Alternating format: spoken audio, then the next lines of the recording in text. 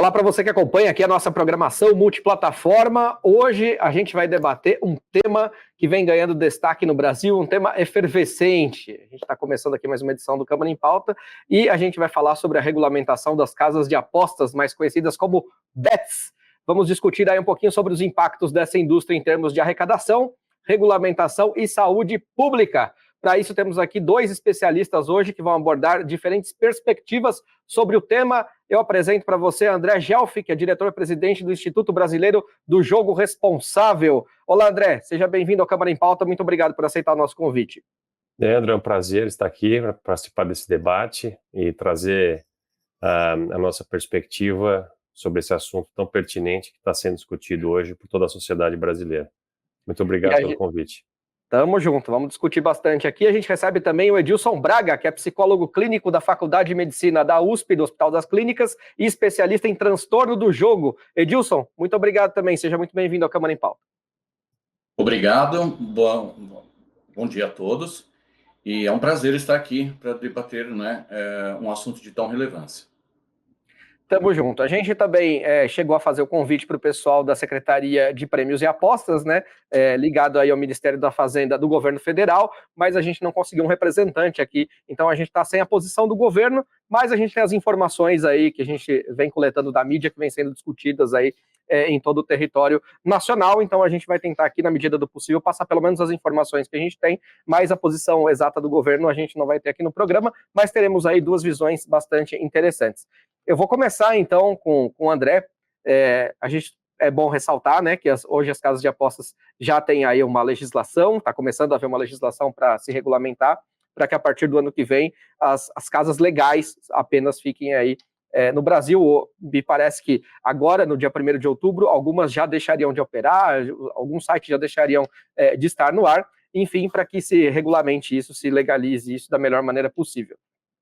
André, do ponto de vista do Instituto, qual a importância da regulamentação para a transparência e para o crescimento sustentável do mercado de apostas no Brasil?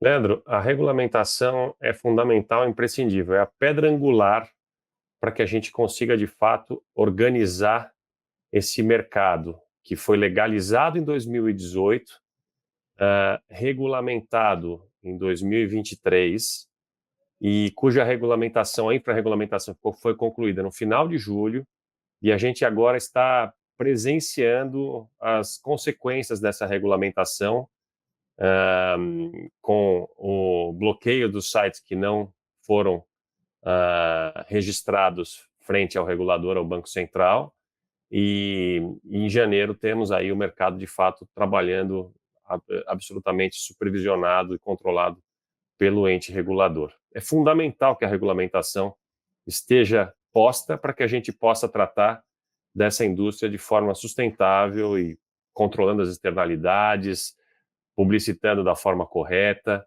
É fundamental, a gente advoga por isso, esse é o principal objetivo, a missão do Instituto Brasileiro de Jogo Responsável, viabilizar um mercado sustentável. É a nossa experiência de outras jurisdições nos alicerça para tratar dessa questão no âmbito Brasil.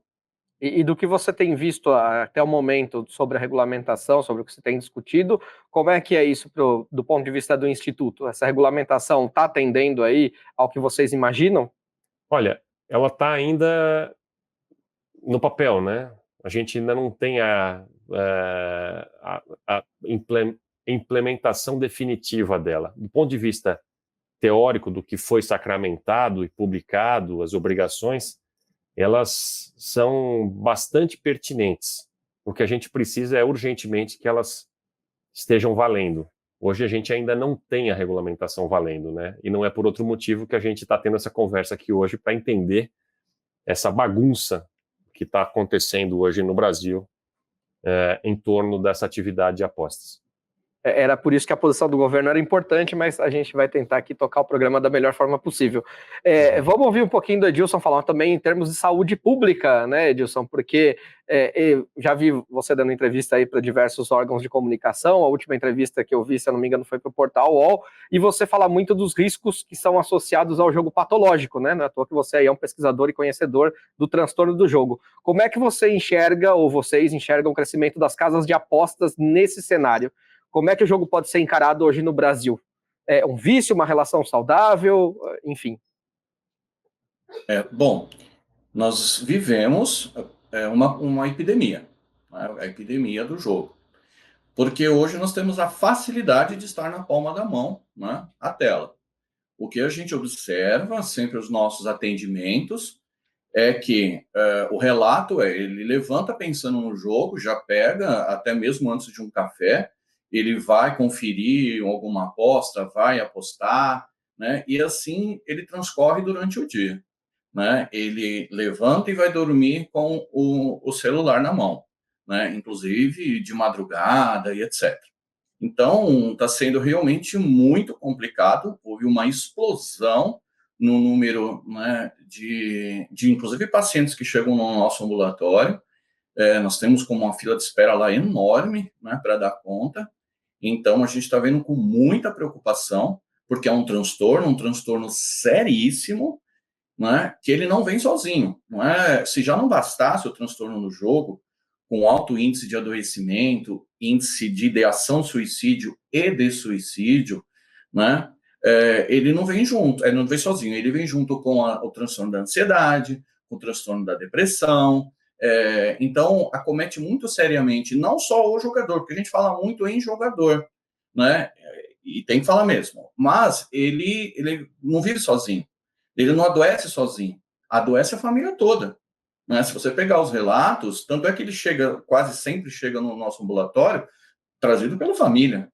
Né? A preocupação é da família, né? Que adoece junto, porque ela que é afetada com as contas não pagas, com o patrimônio quebrado, com o ente querido que tentou suicídio ou está com uma ideação suicida, enfim, sofre todo mundo. Então, quando a gente pega aí umas estatísticas, né, de que temos aí no Brasil de 3 a 4%, né, de jogadores, o que já é altíssimo, né, referente à população brasileira, a gente minimamente, se uma pessoa vive com mais 3 ou 4 pessoas em casa, nós não estamos falando de um adoecido, nós estamos falando de 3, 4, 5 pessoas adoecidas.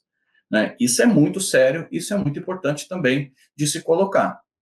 Mas vocês entendem que com a regulamentação é algo benéfico que pode ajudar com as restrições, né, do tipo, não se pode usar o cartão de crédito, agora já tem a questão de não se usar o recurso do Bolsa Família, ou de não poder pagar, sei lá, no Pix, enfim, com as diversas restrições e regulamentações. Você acha que é possível, ou mesmo assim, essa regulamentação, esse crescimento ainda será prejudicial para as pessoas, no seu ponto de vista?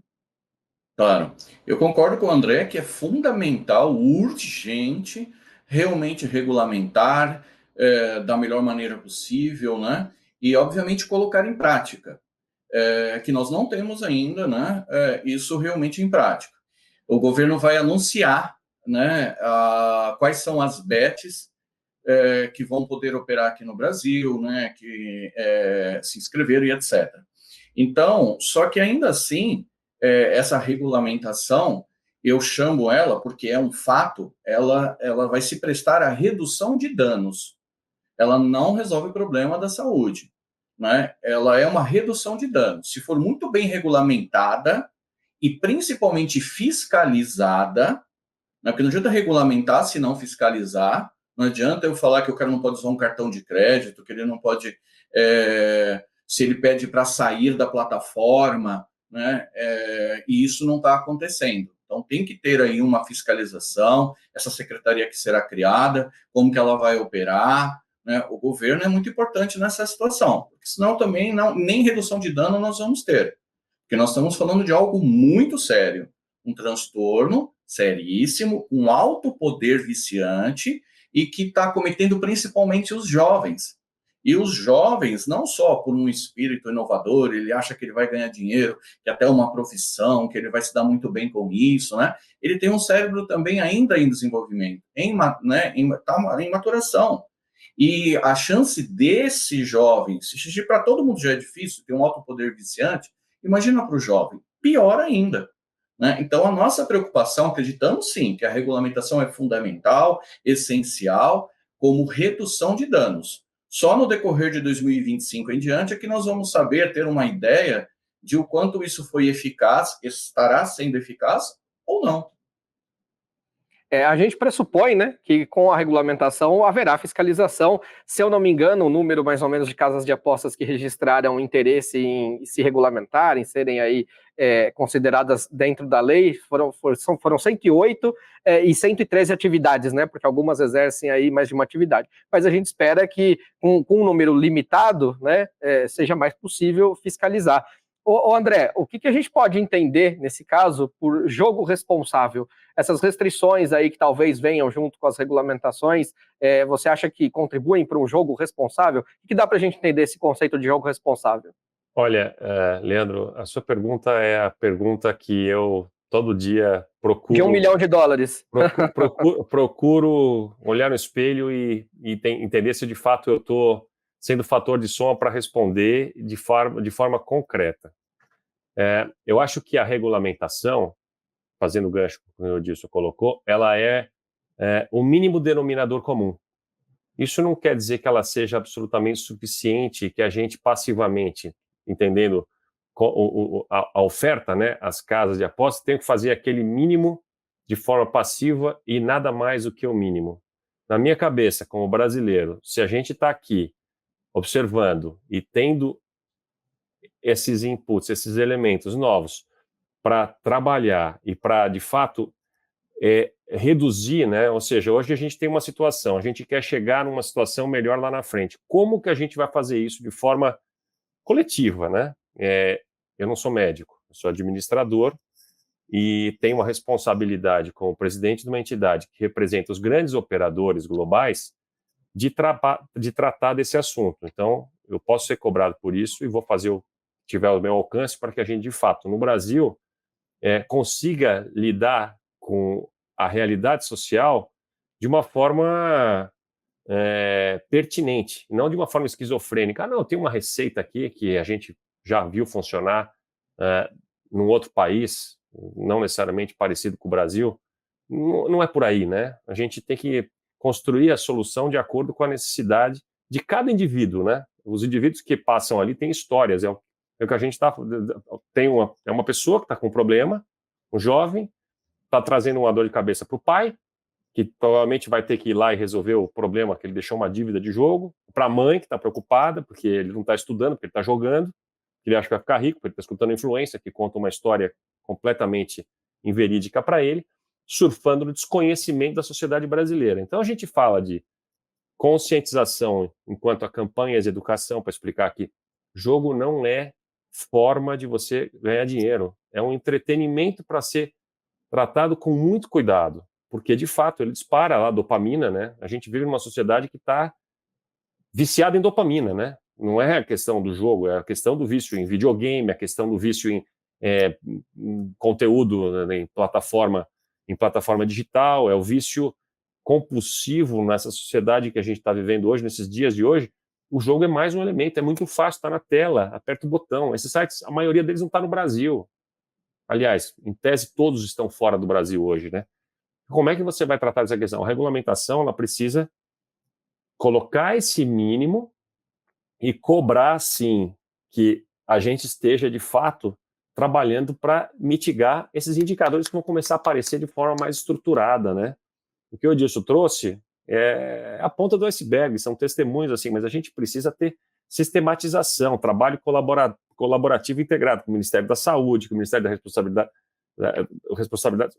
A gente vai amanhã para Brasília para tratar desse assunto. A gente precisa integrar essa história toda da melhor forma possível.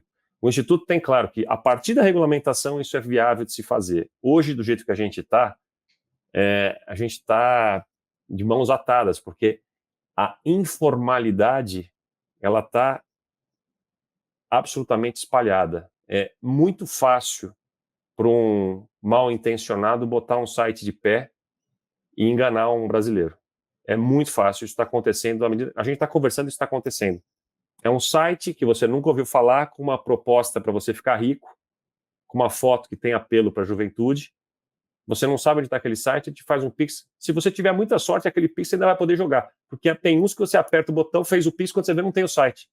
É fraude na internet. É território absolutamente inóspito para quem está buscando entretenimento de forma bem intencionada. É muito difícil diferenciar hoje uma casa de aposta séria, que está trabalhando de forma harmônica com os interesses da sociedade, de uma casa de aposta e um pilantra. Essa que é a grande verdade.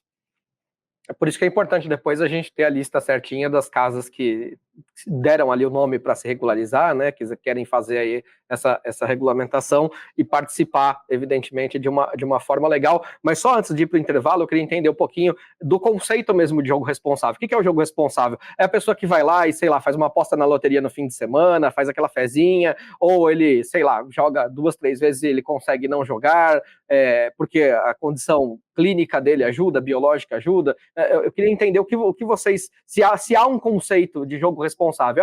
Isto é jogo responsável, isto aqui não é. Só para eu entender. Leandro, a gente entende que o jogo é entretenimento. Se você tem uma renda disponível para se divertir, que você pode usar para ir no cinema, para viajar, para comprar um produto de supérfluo, e você está assistindo seu futebol e quer fazer uma aposta no Corinthians, se é uma aposta que não vai fazer diferença no teu orçamento, para mim isso é saudável. Você está lá, mostrar para o teu amigo, olha, eu sabia que ia ganhar, olha aqui, ganhei, acertei, pô, errei.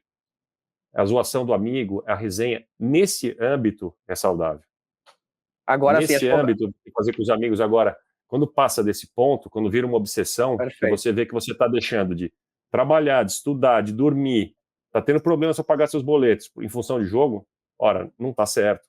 Não está certo. E hoje existe todo um trabalho de comunicação irresponsável sendo feito para te ludibriar de que isso é uma forma de... é um estilo de vida.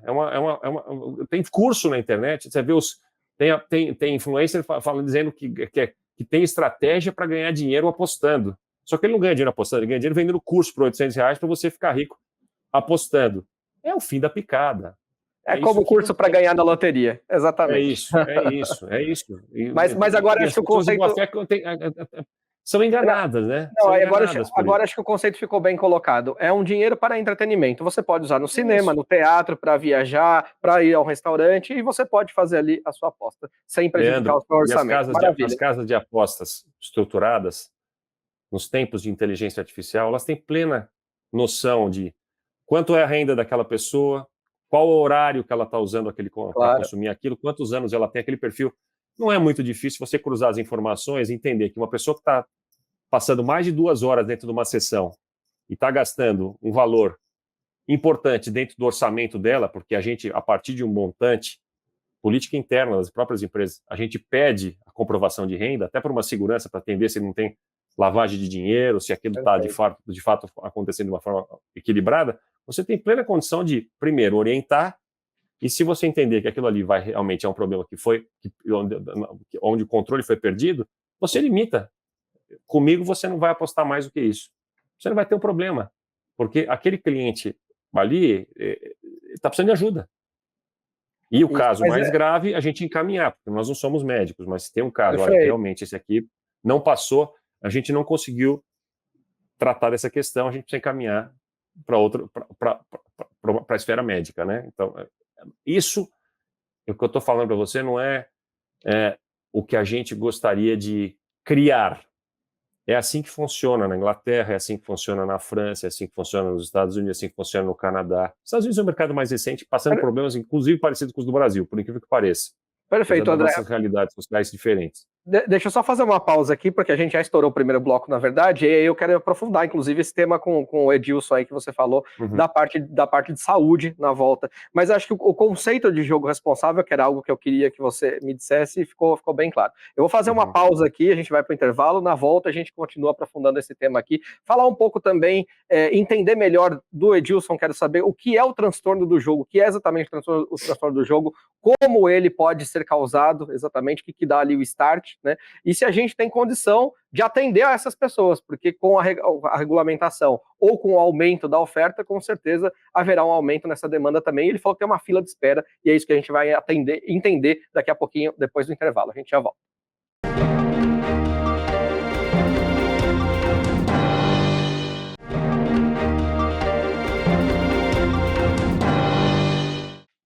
Maravilha, Câmara em Pauta está de volta. Hoje a gente falando aqui sobre um tema muito em voga, que é a regulamentação das casas de apostas, e recebendo aqui o André Gelf, que é diretor-presidente do Instituto Brasileiro do Jogo Responsável, e o Edilson Braga, que é psicólogo clínico da Faculdade de Medicina da USP, vinculado ao Hospital das Clínicas, especialista em transtorno do jogo. Edilson, eu fui para o intervalo dizendo que a gente ia voltar com a palavra para você, porque o André falou aqui da regulamentação, a gente falou de todo o papel que é fundamental, e nisso vocês concordam, e a minha pergunta foi se regulamentando ajudaria aí a questão do jogador. Então, o que eu quero saber, se você tem uma visão sobre isso ou não, primeiro explicar o transtorno do jogo para a gente, né, como é que ele é causado, e como as casas de apostas podem colaborar para amenizar os riscos sociais aí associados ao jogo, se é que elas têm interesse em colaborar, mesmo as legais, né? Por isso que eu quero que você diga aí, por exemplo, como a dependência, né? E promover aí proteção dos apostadores contra problemas associados ao jogo também, como o superendividamento que você já falou, fraudes, etc. Por favor, Edilson. Claro. Explicando brevemente sobre o transtorno do jogo, né? Ele, em 1980, ele entra no DSM-3, né? Como transtorno do impulso. E por que isso, né? Porque quem joga, vai jogando, vai aumentando suas apostas, a sua frequência, ele perde o controle. É muito no impulso, né? Então isso é uma característica marcante para o jogador. Só que em 2013, no DSM-5, ele foi realocado para as dependências, né? Diante de tanta pesquisa e etc. E por que essa realocação? Porque realmente se trata de uma dependência. Ele tem o mesmo mecanismo, né, do álcool e de qualquer outra droga psicoativa, né? Ou seja, o sistema dopaminérgico. Estou aqui abreviando. O sistema dopaminérgico é o sistema de gratificação no cérebro.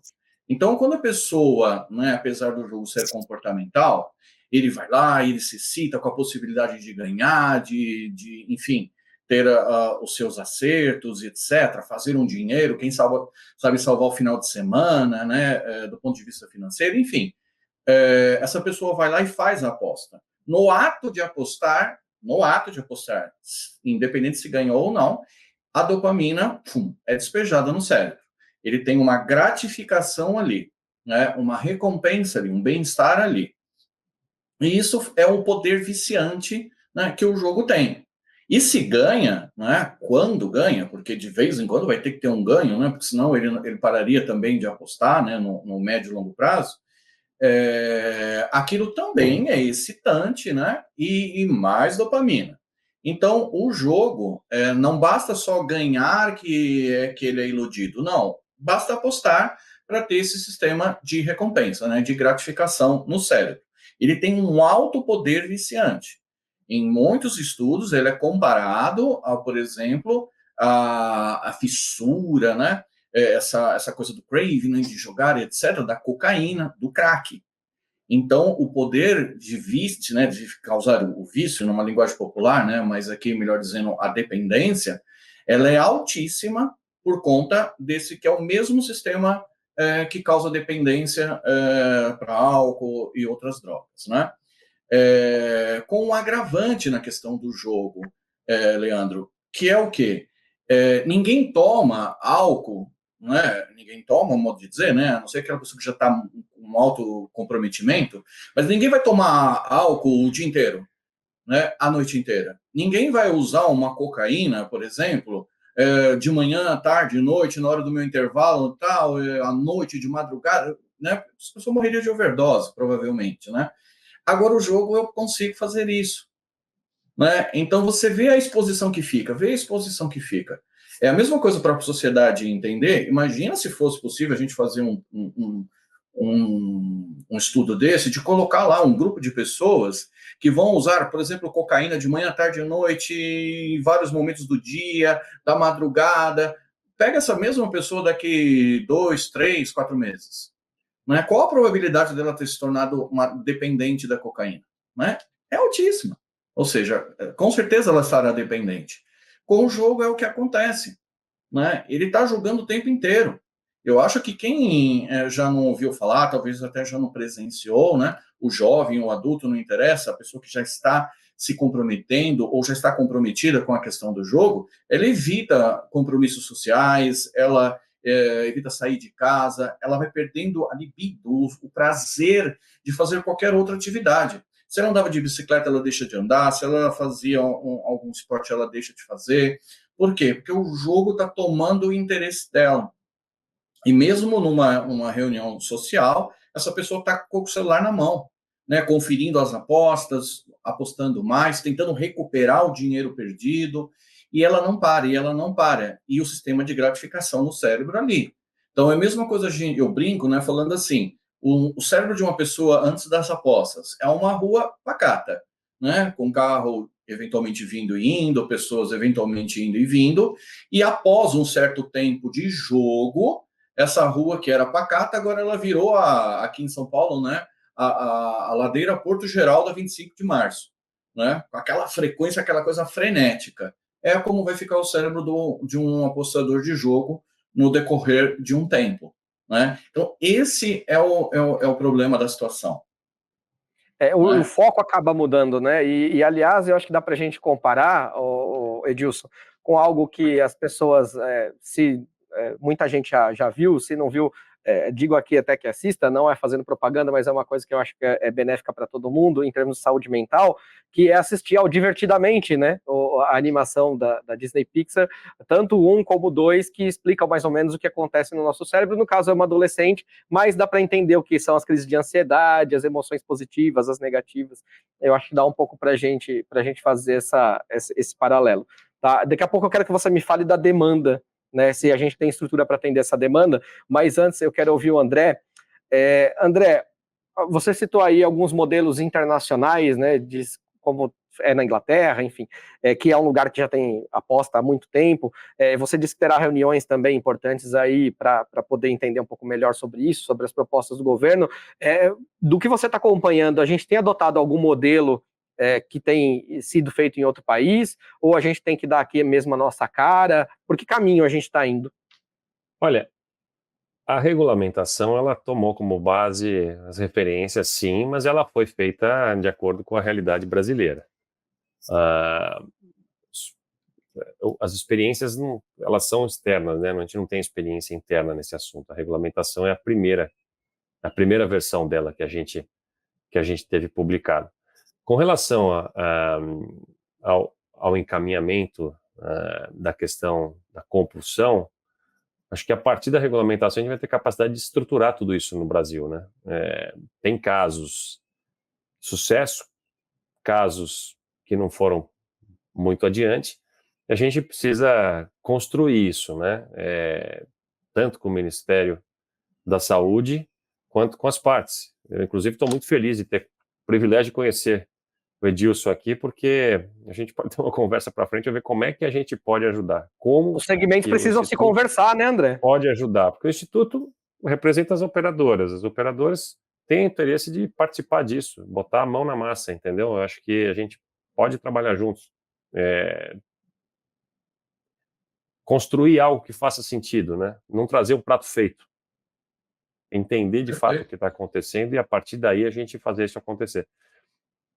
Reitero, né? Isso a gente precisa estar no Brasil, precisa ter uma estrutura. Não é o caso ainda, essas empresas não estão no Brasil, elas precisam estar no Brasil. Eu acho que a direção estando aqui, e tem uma previsão, né, André? Os diretores estatutários têm que ser residentes no Brasil. Isso aí. Isso vai fazer uma diferença, porque você sabe onde é que... Hoje você entra num site, você não sabe com quem você está falando. A partir daí, nos sites autorizados, essa empresa tem o CNPJ, tem sócios estatutários, CPF, ali assumindo a responsabilidade pelo que está acontecendo. Eu acho que é um quadro completamente diferente. Facilita que a gente, de fato, consiga endereçar essa questão tão delicada.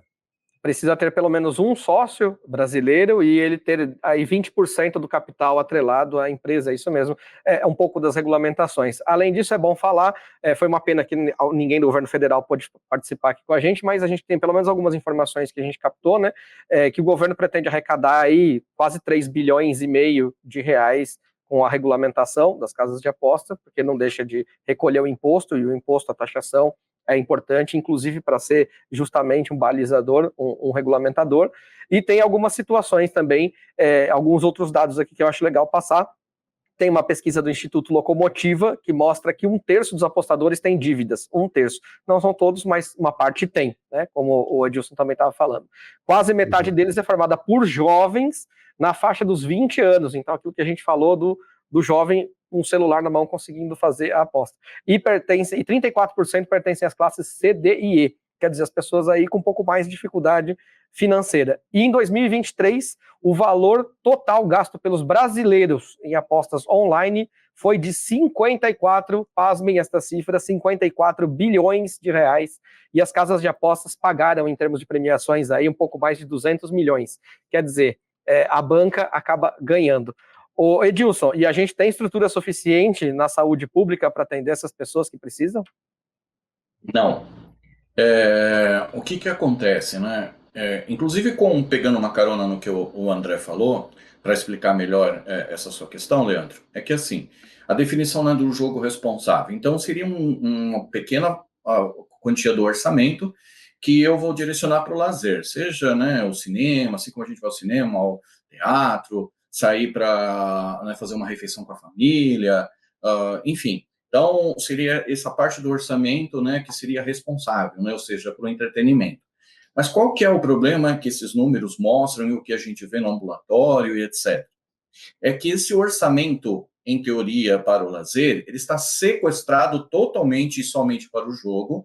Por isso, né, que o sistema financeiro já está com luz aí piscando, porque o comércio, os serviços, né, a pessoa já em pesquisa mostram que ele está deixando de usufruir de outros serviços, né, porque o dinheiro fica comprometido com as apostas. Esse é o grande desafio, né, de uma parceria aí, que o André falou, da gente sentar e conversar. Por quê? Porque está difícil, porque o poder, como eu disse, né, da dependência que o jogo causa é muito grande. Ele sequestra mesmo a intenção da pessoa. E como a gente já viu, já está constatado aí pelo Banco Central e etc., e os relatos dos nossos pacientes é que a prestação do carro, o aluguel, a conta de luz, está tudo indo embora. Por que a pessoa está endividada? Por que ela está se endividando cada vez mais?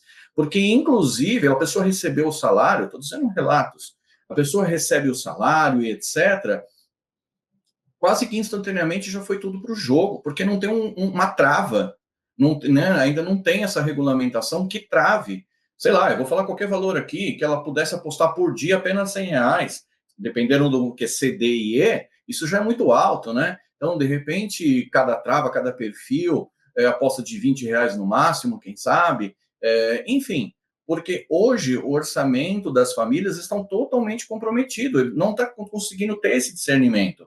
É a mesma coisa a gente falar, talvez, para quem desenvolve por exemplo, uma dependência, por exemplo, vamos voltar para a cocaína. Ele já desenvolveu a dependência da cocaína. Ele tem lá R$100 no bolso, R$50 no bolso, que ele provavelmente roubou, desviou, porque tem muito desses casos também, inclusive no transtorno do jogo, tá? Relatos de pacientes que acabam até mesmo roubando, desviando dinheiro.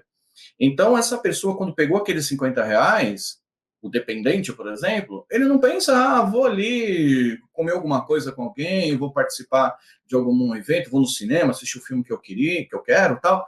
Não, vai para a cocaína, assim como vai para o jogo. Então, esse é o grande desafio, esse é o maior problema, né? Tanto que a gente, da saúde, a gente diz que o único jogo responsável é não jogar, né? Porque é uma coisa que a gente não controla. O principal critério diagnóstico para o transtorno do jogo é a perda do controle, né? Se não tivesse essa característica tão já bem estabelecida, sei lá, a gente continua conversando, mas o principal é a perda do controle. É a mesma coisa a gente colocar um carro numa ladeira, né, tirar o freio dele e falar para o motorista, vai, agora dirija com controle, né, com segurança. Que jeito? A pessoa perde o freio, né? Então, todo o sistema cerebral fica comprometido, né? Então, esse é o maior problema.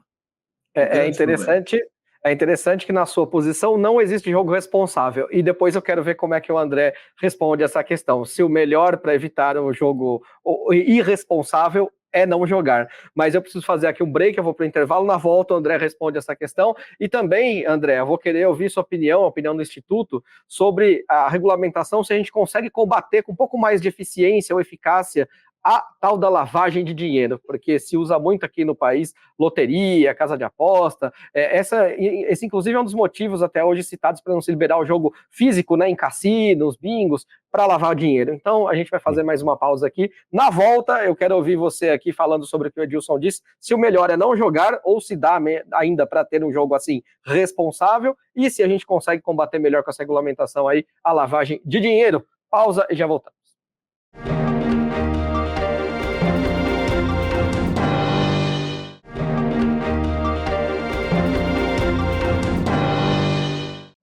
Ok, Câmara em Pauta está de volta, hoje a gente conversando aqui, batendo um papo ótimo sobre um tema efervescente no Brasil, a regulamentação das casas de apostas, mais conhecidas como bets, e recebendo aqui o André Gelf, que é diretor-presidente do Instituto Brasileiro do Jogo Responsável, e o Edilson Braga, que é psicólogo clínico da Faculdade de Medicina da USP, vinculado aí ao Hospital das Clínicas, especialista em transtorno do jogo. André, eu prometi que você ia aí complementar ou falar sobre a fala do Edilson, se o melhor é não jogar para evitar o jogo responsável ou irresponsável, e queria também que você já pudesse emendar se, na sua opinião, a regulamentação vai ajudar de uma forma mais eficiente, mais eficaz a combater a lavagem de dinheiro que acontece muito nas questões do jogo aqui no Brasil. Por favor. Não, maravilha, obrigado. Sobre a fala do Edilson, eu acho que os casos que ele trouxe aqui, eles são sérios e a gente, de forma alguma, quer relativizar como tratar dessa questão. Essa não é, de fato, a nossa intenção, mas eu gostaria de explicar um pouquinho a dinâmica da nossa indústria para tentar esclarecer um pouquinho melhor para a sociedade, e da qual faz parte esse instituto que fez essa pesquisa, a dinâmica da atividade, né?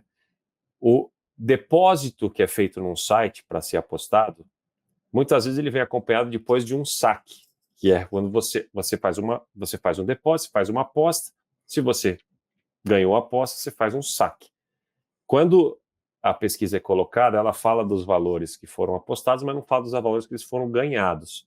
Esse jogo como disse o Edilson, arriscado, porque ele dispara a dopamina. Dispara porque você ganha.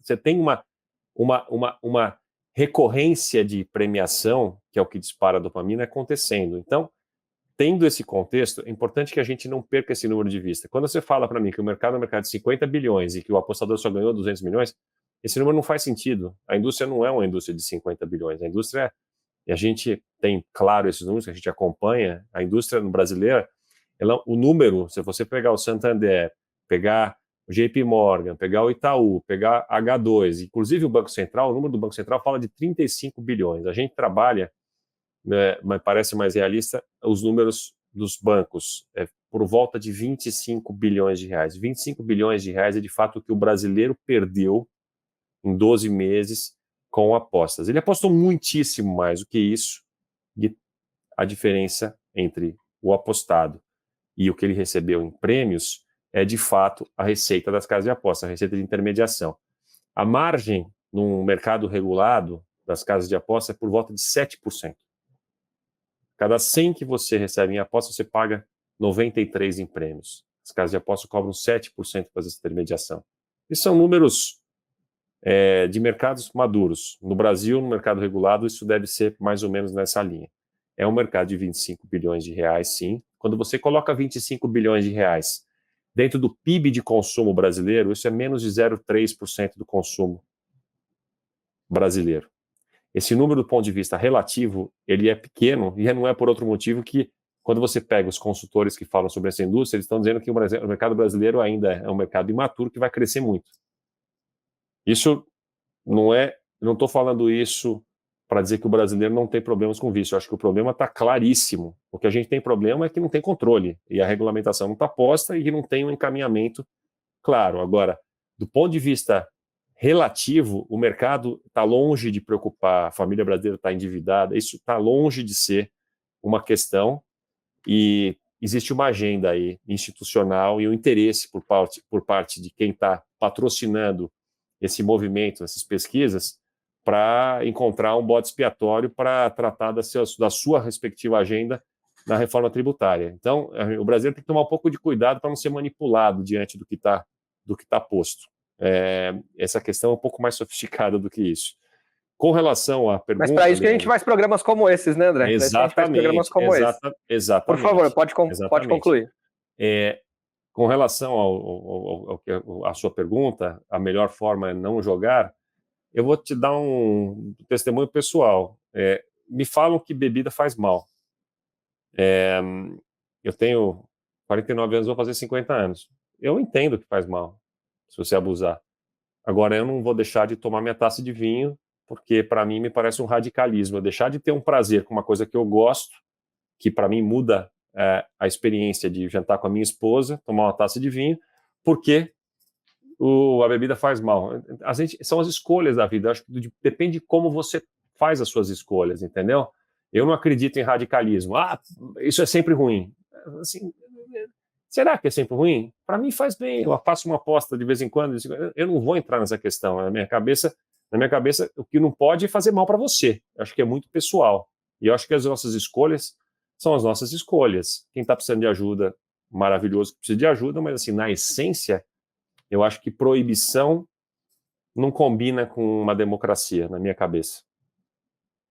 E só sobre a lavagem de dinheiro, você quer acrescentar alguma coisa? A lavagem de dinheiro, mais eficaz? Olha, numa regulamentação de uma atividade digital em que você, basicamente, exige que os pagamentos sejam feitos por entidades que estão autorizadas pelo Banco Central, e esse círculo é fechado porque você não pode receber uma aposta de um CPF que não seja o CPF daquele cliente que você já reconheceu facialmente, cruzou documentos, inclusive, para confirmar a residência, para saber que aquela pessoa é aquela pessoa, é quase impossível você, de fato, conseguir viabilizar uma atividade de lavagem de dinheiro tendo essa regulamentação implantada no país. Eu acho que lavagem de dinheiro, a partir da regulamentação, com essa atividade, vai ficar muito difícil de se colocar em prática, porque não tem boleto, não tem dinheiro físico, só tem PIX.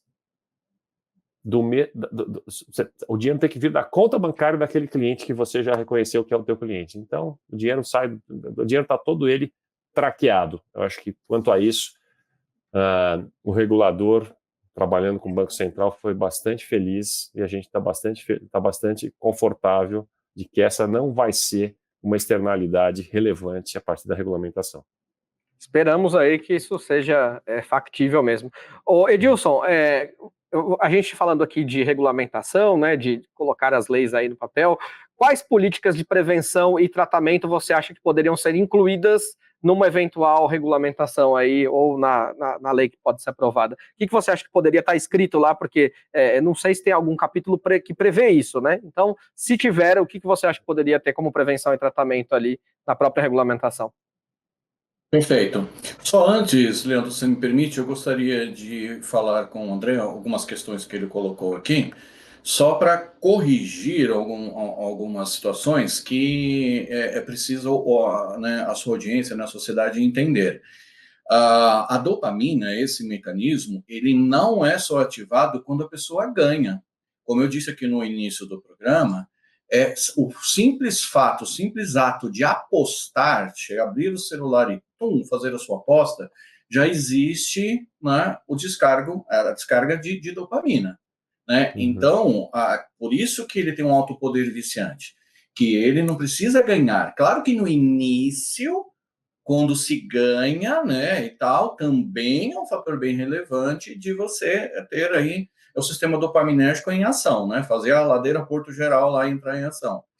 No entanto, é o ato de apostar. O ato de apostar é que já tem os seus prejuízos. E o exemplo que o André colocou também, de vez em quando, tomar a sua taça de vinho, né, no jantar com a esposa, e etc., eu também tenho, né, sempre que possível, o hábito de tomar aí uma taça de vinho, até mesmo uma cervejinha no final de semana, assistindo um jogo de futebol, né? Esse não é mesmo uma preocupação maior. Por quê? Porque isso não é expor o nosso cérebro a dopamina, porque como eu disse também no início, né, ninguém está tomando álcool, taça de vinho, não é uma garrafa, ou 2 garrafas, 3 garrafas de vinho, né? Então, o ato de você tomar o álcool frequentemente de manhã, tarde e noite, qual a probabilidade de se desenvolver uma dependência? Altíssima. Se ele fosse usar uma cocaína de manhã, tarde e noite, o tempo inteiro, qual, né? É só a gente ver. Quem é que está jogando de madrugada? Uma pessoa normal que está aí, está tranquilo, ou é quem já desenvolveu o transtorno? Né? Então, e assim, ávido por apostar, ele vai apostar no ping-pong da Indonésia. Né? Ou é o ato de apostar, né? De tentar recuperar o dinheiro.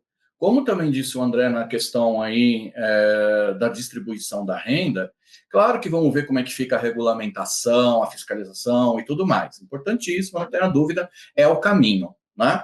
Agora, o relato de todos, sem exceção de nenhum. A gente não tem um para falar, a Mariazinha foi diferente. Não. Toda a nossa amostra de pesquisa dos nossos pacientes, etc., toda ela é de endividado. Toda ela que se endividou por conta do jogo. Se não fosse a banca sempre ganha, né, ou melhor, quase sempre ganha, né, quem vai ter muito mais reter os ganhos, nós não teríamos essa população no nosso ambulatório totalmente endividada, e é ela que, inclusive, comete suicídio. Porque imagina uma pessoa que perdeu o patrimônio da família, que estourou todo o dinheiro, que desviou dinheiro de familiares, que vendeu o que tinha para vender até... ele perdeu tudo que tinha para perder até ele chegar no nosso ambulatório. Então, não é uma pessoa que ganha mais do que perde, ou que empata. Não é, ele perde. Né? A probabilidade está contra o jogador. Né? É só você imaginar lá, eu vou postar 37 no preto. Eu tenho uma chance em todos os outros números daquela roleta. Essa coisa aleatória do jogo. Não depende de estratégia. Ah, não, agora faz tempo que não saiu o 22 vermelho, então eu vou nele. Não existe. O jogador desenvolve crenças. Que eu estava com a meia azul a última vez que eu ganhei, então eu tenho que colocar a meia azul de novo. Na verdade, quando eu jogo de manhã, eu não ganho muito, então é melhor jogar à tarde. Ele vai desenvolvendo crenças para recuperar o dinheiro. E muitas vezes, quando o André fala, né, de que ele tem um dinheiro para ele sacar e tudo mais, todo o relato é que quando, vamos supor que ele apostou, ele não consegue sacar o dinheiro, porque ele acha que está na maré de sorte, ele reaposta. É só acompanhar as bets aí, os relatórios. Ele reinveste aquele dinheiro. Ele investe, modo de dizer, né? Ele vai lá e reaposta aquele dinheiro. É onde ele perde tudo. E no outro dia ele volta para tentar recuperar, perde mais, e por aí vai. Então a gente está falando de algo que a gente constata 24 horas. Eu brinco que se eu tivesse cabelo eu não teria mais, porque são há 18 anos, né, acompanhando na linha de frente desse tratamento. E o SUS como um todo, ele não está preparado para receber essa demanda, não. Quando das minhas entrevistas eu coloco que nós estamos sentados numa bomba relógio, é porque nós estamos, né? Quiçá essa regulamentação muito bem regulamentada e fiscalizada reduza danos. E já entrando na sua pergunta, Leandro, eu acho que não pararam o direito para ouvir a saúde. Né? Não chamaram a gente efetivamente mesmo para a gente participar dessa regulamentação. Mas aqui, de bate-pronto, né, falando para vocês, eu acho que tinha que limitar as apostas a R$ 20 por dia, pelo menos, né, tal, por CPF. É que esse garoto, você sabe que a criatividade não é só do brasileiro, é de todo mundo, vai dar nó em pingo d'água. Eu vou cadastrar o CPF da minha tia, da minha avó, né? É claro, tudo bem, tem que ter lá, está vinculado a uma conta corrente que ele vai receber, para não ser os CPFs diferentes, mas com a conta X, né? Então tem que ter todo um entrave aí, né? Para não deixar acontecer isso, porque a criatividade vai rolar solta, né? Então teria que ter uma aposta no máximo de R$ 20 por dia. Se a pessoa vem, porque aí ele não consegue cometer o endividamento, né? Porque ele vai perder 20 por dia. Claro que dependendo da faixa econômica que esse cidadão esteja, ele comprometer Claro. a luz dele, o aluguel, sei lá o quê. Então tinha que ter essa trava, proibir jogar de madrugada, né? Não deixar acontecer, porque ele vai jogar do dia, já deu meia-noite, ele já está jogando de novo. proibir esse jogo, né, de madrugada, limitar, realmente fiscalizar. Se a pessoa pedir para sair de uma plataforma, a plataforma tem que excluir esse perfil e não deixar ele voltar, não fazer como que a gente assiste todo momento, que é ficar dando bônus, mandando bônus. Eu recebo um monte de pedido aqui para mim no meu celular, né? Você tem R$50 de bônus, né? Venha jogar, tenha esse crédito. Por que a banca dá R$50 de crédito? Porque ela é boazinha? Não, porque ela sabe que ela vai virar isso 3, 4, 5 vezes mais esse valor. Né? Então, são várias ações que a gente pode pensar, né? Que isso está comprometendo mesmo o orçamento das famílias. Talvez talvez essas travas que você colocou possam ajudar no tal jogo responsável, né? E também possivelmente reverter uma parte da arrecadação aí, justamente para a saúde, para poder cuidar desses casos. Gente, eu queria conversar com vocês que seja e que seja, e até mais se bobear, mas não, enfim, eu estou dizendo que aí... hoje só está 1% para então, precisa esse orçamento. Precisa de um orçamento maior, disso não tenha dúvida. Gente, eu queria conversar com vocês aqui mais umas 3 horas, porque o roteiro ele é imenso de perguntas, mas o meu tempo é limitado, então eu só quero agradecer mesmo a presença de vocês dois. O legal é que a gente pode trazer os 2 pontos de vista, eu acho que eles ficaram muito claros e muito bem explicados. Concordamos, acho que todos, que a regulamentação precisa acontecer, e descobrir um grande ponto em comum entre todos nós. Somos todos amantes de vinho, porque eu também gosto, viu? Então é isso. André, muito obrigado por ter aceitado o nosso convite. Sua consideração final, brevemente, por favor. Olha, foi um prazer participar dessa conversa e os insights do Edilson. Edilson, foi um grande prazer ter conversado com você, ter te conhecido. Vamos retomar essa conversa. Inclusive as suas ideias, sinceramente, com relação às travas, a gente precisa ver como é que a gente consegue encaminhar esse assunto, porque a gente tem uma questão delicada, que é a concorrência desse mercado informal. Então, a gente precisa fazer com que as medidas não, de fato, matem o negócio formal que trabalha de forma aliada com os interesses do regulador e, consequentemente, da sociedade. A gente precisa fazer isso de uma forma bem pensada. Foi um prazer, obrigado pela oportunidade. E eu acho que a gente teve opinião aqui, na verdade, uma conversa republicana muito enriquecedora. Eu não vi a gente aqui querendo provar um ponto de vista. Acho que a gente está aprendendo, né? Quem somos nós aqui. Muito obrigado pela oportunidade mesmo. É um prazer. Valeu, André. Edilson, da mesma forma, muito obrigado por ter aceitado aqui o nosso convite, enriquecido o nosso debate, nossos esclarecimentos. Foi realmente um prazer imenso, né, estar aqui com vocês, Leandro e André. Realmente um prazer também te conhecer, André. E sinceramente, como você disse, uma conversa republicana, né? Eu realmente não sabia, né, o que poderia vir pela frente, né? Tendo aí em vista, né, que somos antagônicos, né, no pensamento em relação ao jogo. Mas eu acho que a sociedade está aí para fiscalizar também, para estar atenta, né? Nós da saúde, a gente não tem como pensar em outra coisa a não ser em saúde, né? A gente entende a questão de arrecadar e etc, tudo, mas a gente está preocupado com a saúde. Assim como o nosso ambulatório está aí, né, com uma fila de espera enorme, eu fico imaginando quando eu bater lá numa UBS, já está batendo também, né, no CAPS, ainda que o CAPS AD ainda está um pouco mais preparado, mas não vai realmente dar conta. Regulamentar é essencial, muito bem regulamentado, com essas travas, com tudo, para reduzir danos, né? E a fiscalização, porque eu posso fazer no papel para inglês ver aqui, olha que lindo, parece o Evangelho de São Mateus, vai ser lindo. E como é que vai fiscalizar de fato isso, colocar em prática? Tudo isso a gente tem que estar muito atento. E, obviamente, que eu, né, e o ambulatório, né, na figura do seu responsável, né, que é o Hermano Tavares, com certeza estamos à disposição aí do André, da sociedade, né, de quem for, para a gente poder colaborar, ajudar com a questão da saúde. Muito obrigado. Maravilha, André. Obrigado, André. Adilson, muito obrigado também. Eu acho que o recado que fica é que quando nós reunimos pessoas bem informadas e inteligentes, que entendem daquilo que estão falando, né, com certeza a conversa vai ser enriquecedora e vai ser construtora, né, republicanamente, como disse aí o André. Então, é esse recado. E acho que fica o recado mais importante do programa, que é a essência. Para você que gosta de jogar, encare o jogo como um entretenimento, né? Jamais como uma possibilidade de você ficar milionário, né? Porque talvez daí é que vem a dopamina que vai indo, tudo que foi explicado aqui no programa. Muito obrigado, a gente espera que este Câmara em Pauta tenha acrescentado algo para você nessa situação aí da regulamentação das casas de aposta, um tema muito atual, um tema muito efervescente, um tema muito do momento, e que você possa aí formar a sua opinião, evidentemente, e tirar daí as suas melhores informações para que você possa levar também para os seus familiares, enfim, compartilhar boas informações, é isso que a gente precisa. Muito obrigado por ter ficado com a gente, nos vemos aqui numa próxima TV Câmara Guarulhos, o canal da cidadania. Tchau, gente.